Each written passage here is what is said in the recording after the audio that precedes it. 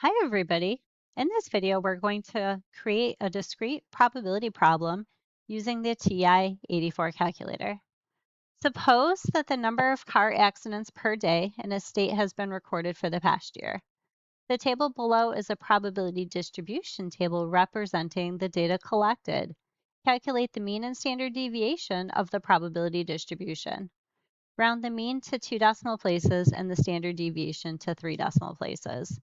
The first thing we need to do is enter this data into our calculator. So we're going to click on the Stat key. Under the Edit menu, we want number 1 edit, so we're going to click on Enter. From here, we're going to put the number of accidents per day down L1 and the corresponding probability down L2. So I'm going to start by entering in the values down L1. So I'm entering in 0 to 10 into my calculator. After each value, I'm typing the enter key. From here, I'm going to arrow over to the right to L2, and I'm going to type the corresponding probability for L1 into L2. So there are a couple of things to keep in mind as we're entering this into our calculators. The first thing is, even though this data is in the PowerPoint presentation in a few different rows and columns, it is very important when we're entering the data into our calculator that we enter them into 2 rows.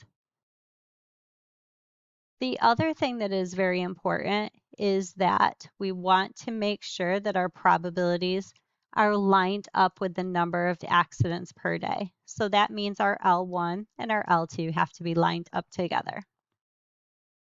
So from here, we're going to go ahead and click on the Stat button. We're going to arrow over to Calc. We want number 1 var stats, so we're going to click on Enter.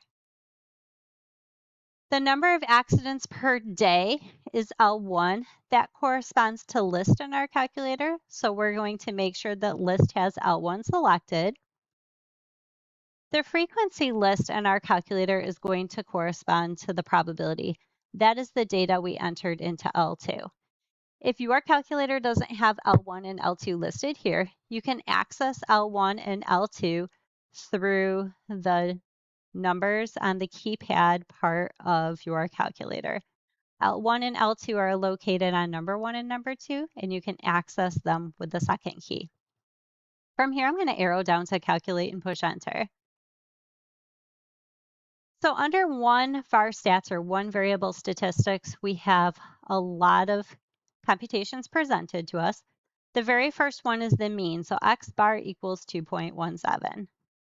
Underneath the mean, we have the Greek letter lowercase sigma followed by an x. That's the standard deviation. For this problem, the standard deviation rounded 3 decimal places is 1.585. And now we're done.